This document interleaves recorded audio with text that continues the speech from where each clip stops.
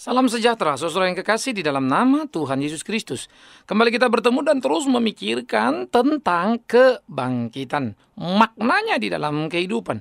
Nah, kali ini kita akan membaca di dalam 1 Korintus pasal 15 ayat 35 sampai ayat 40. 1 Korintus 15, 35 sampai 40. Apa kata Rasul Paulus tentang kebangkitan? Tetapi mungkin ada orang yang bertanya, bagaimanakah orang mati dibangkitkan? Dan dengan tubuh apakah mereka akan datang kembali? Hai orang bodoh, apa yang engkau sendiri taburkan tidak akan tumbuh dan hidup kalau ia tidak mati dahulu. Dan yang engkau taburkan bukanlah tubuh tanaman yang akan tumbuh, tetapi biji yang tidak berkulit, umpamanya biji gandum atau biji lain. Tetapi Allah memberikan kepadanya suatu tubuh seperti yang dikehendakinya. Ia memberikan kepada tiap biji tubuhnya sendiri. Bukan semua daging sama. Daging manusia lain daripada daging binatang, lain daripada daging burung, lain daripada daging ikan. Ada tubuh sorgawi dan ada tubuh duniawi. Tetapi kemuliaan tubuh sorgawi lain daripada kemuliaan tubuh duniawi. Saudaraku yang kekasih, menarik ketika di dalam jemaat Korintus ternyata ada kelompok-kelompok yang meragukan tentang kebangkitan itu. Sehingga Paulus segera menggugat dan berkata, bagaimana mungkin ada orang yang bertanya, bagaimanakah orang mati dibangkitkan?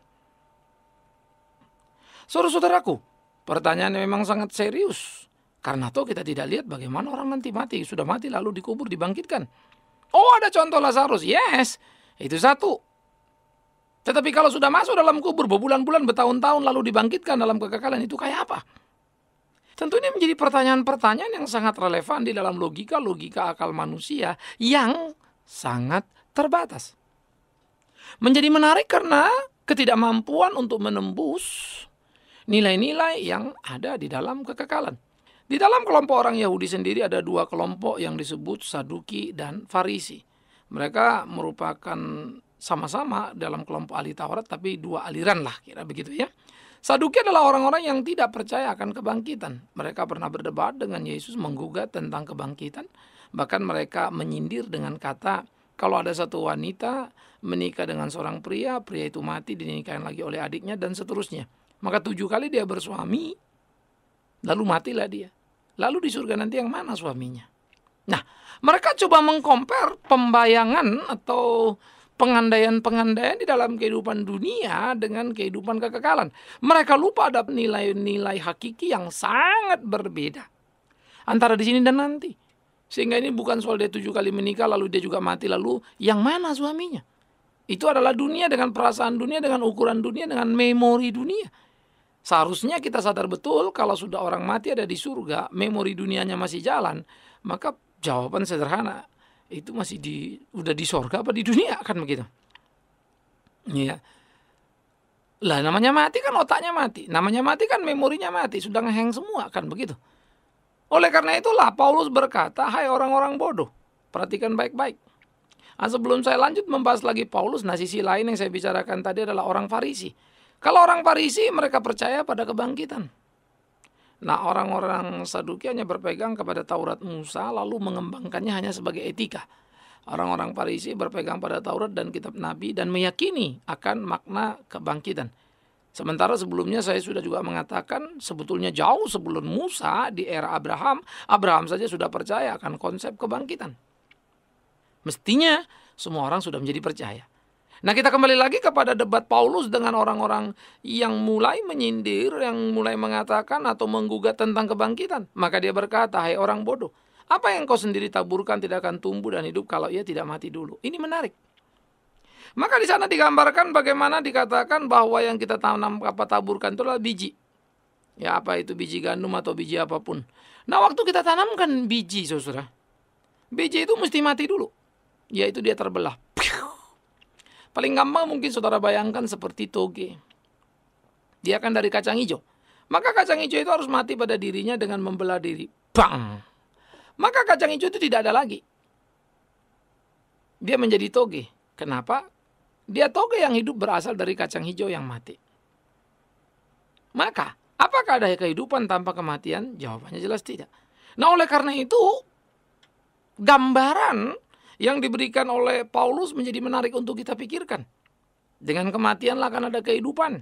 Dengan kematian kita akan menerobos kepada kekekalan. Persoalannya, mati di dalam siapa? Mati percaya kepada siapa? Karena itu, Kristus disebutkan menjadi yang sulung dari semuanya.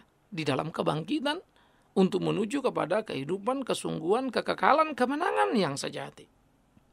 Nah, oleh karena itu, saudara-saudaraku, gambaran tentang kebangkitan itu menjadi sangat transparan. Menjadi warna penting di dalam kehidupan iman orang percaya. Sehingga kematian bukanlah sesuatu yang menakutkan, seperti juga Paulus gambarkan misalnya pada orang-orang Tesalonika. Paulus menggambarkan berkali-kali tentang mati itu hanya seperti orang tidur yang bangun. Atau orang yang ganti baju lama pakai baju yang baru. Sesuatu yang dilukiskan digambarkan dengan sangat menyenangkan. Jadi, kalau kebangkitan adalah sesuatu yang menyenangkan, maka kematian bukanlah sesuatu yang menakutkan. Nah, di sini keunggulan iman Kristen itu sangat kuat, sangat tangguh, sangat hebat. Sehingga iman Kristen itu bukan iman picisan yang menjanjikan hal-hal murahan. Iman Kristen itu berkutat dalam sebuah pergumulan nilai-nilai yang ketat, yang kuat, yang hebat. Kebenaran selalu mempunyai satu nilai yang luar biasa di dalam seluruh aspek kehidupan, membuat setiap orang menyadari kebenaran adalah sesuatu kekaguman yang diberikan kepada kita untuk hidup sesuai dan seturut dengan kehendak Tuhan kita. Oleh karena itu dia mengatakan Allah yang memberikan kepadanya suatu tubuh seperti yang dikehendakinya. Ia memberikan tiap-tiap biji itu tubuhnya sendiri. Artinya biji gandum ya jadilah pohon gandum, biji rambutan jadilah pohon rambutan, kan gitu. Begitu juga di dalam menggambarkan tentang burung misalnya jadi burung, ya ikan jadi ikan karena modelnya berbeda. Oke. Maka saudara, pada waktu itu digambarkan di dalam kehidupan bagaimana ada sebuah perubahan yang radikal karena sebuah kematian. Maka digambarkan tubuh surgawi itu juga sama. Ada tubuh surgawi, ada tubuh duniawi.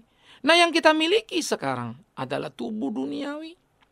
Kita punya tubuh duniawi, tubuh dengan panca indera itu, tubuh yang terbatas itu, tubuh yang akan dimakan oleh waktu dan kita akan menjelang kepada kematian.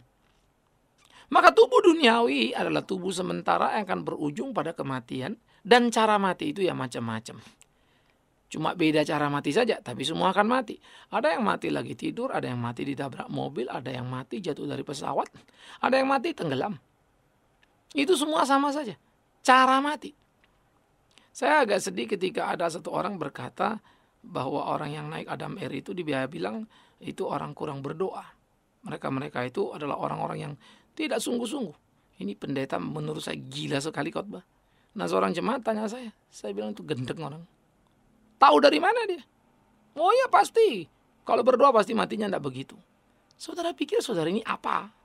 Baca Alkitab apa enggak kan gitu. Saya harap setiap pengkhotbah itu hati-hati mulutnya kalau bicara.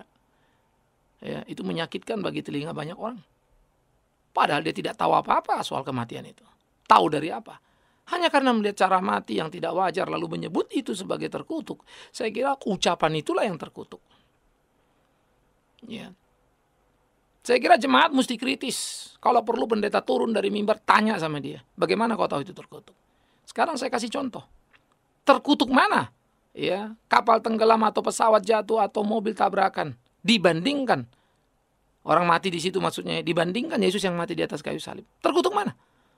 Apa kamu bilang Yesus itu terkutuk? Karena memang salib adalah gambar kutukan kehinaan yang luar biasa. Dan dia mati di sana. Pasti engkau tidak berani bilang Yesus mati itu terkutuk kan? Itu kan cuma cara mati. Apa engkau akan mengatakan terkutuk ketika Stefanus mati di rajam batu? Coba pikirkan baik-baik. Ya. Apakah engkau akan mengatakan terkutuk ketika Polikarpus dibakar hidup-hidup? Pikirkan baik-baik. Apakah engkau akan mengatakan terkutuk seorang hamba Tuhan seperti David Livingstone yang mati separuh badan? Hah? Tapi pelayanannya hebat, lebih hebat dari kita-kita yang sehat-sehat ini. David Livingstone yang murni hatinya, yang murni hidup dan pelayanannya. Pikirkan baik-baik saudaraku.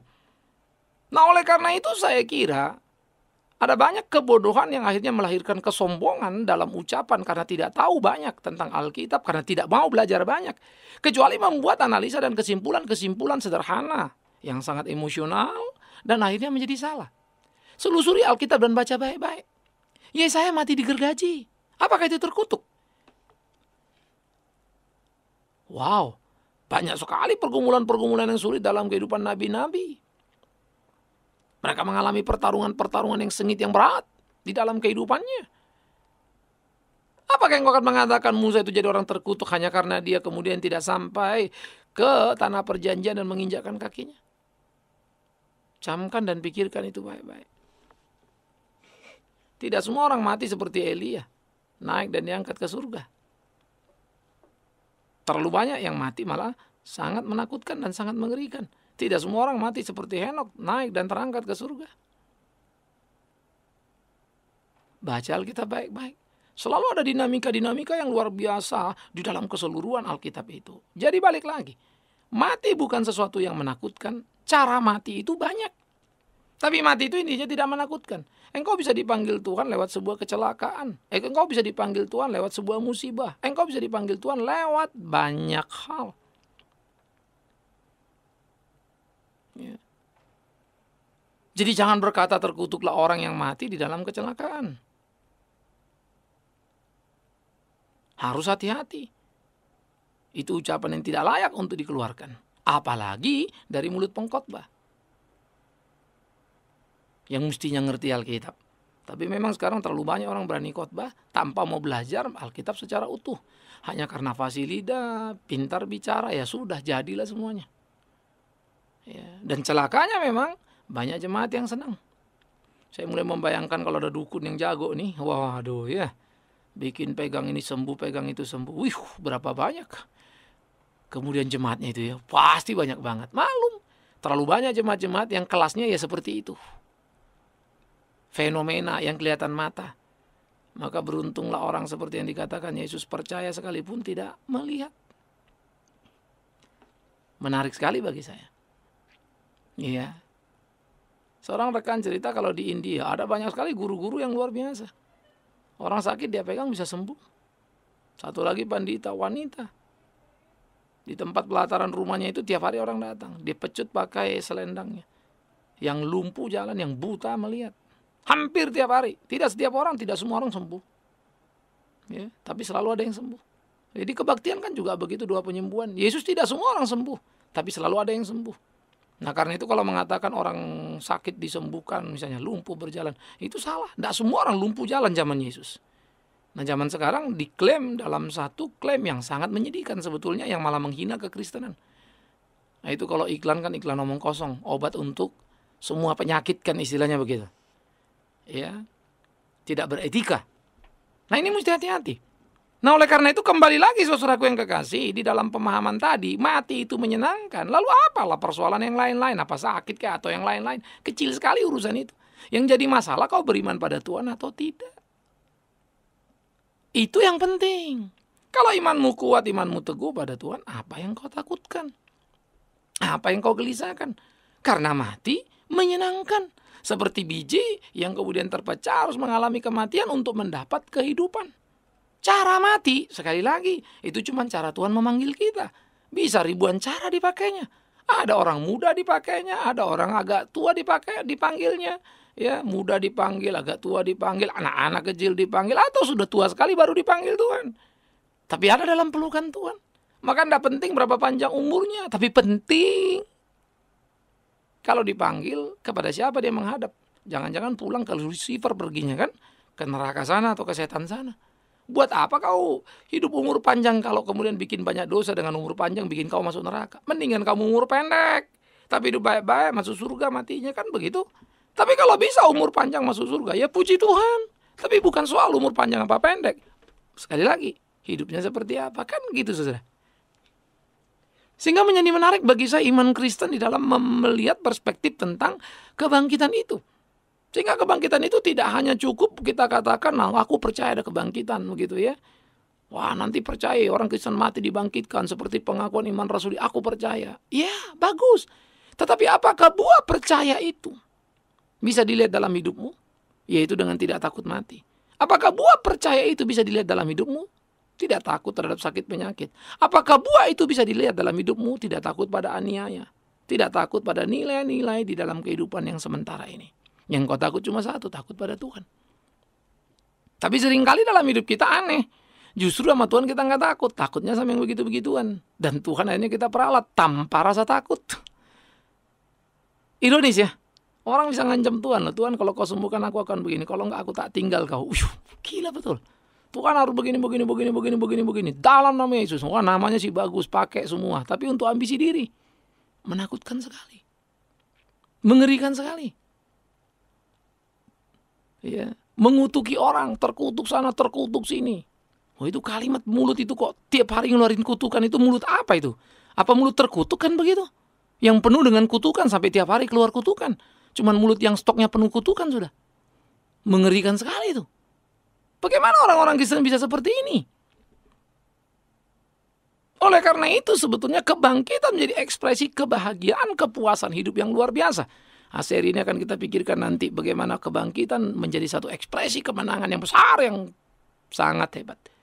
Tapi dari bacaan Korintus ini kita diajarkan tentang prinsip kematian dan kebangkitan yang begitu hebat.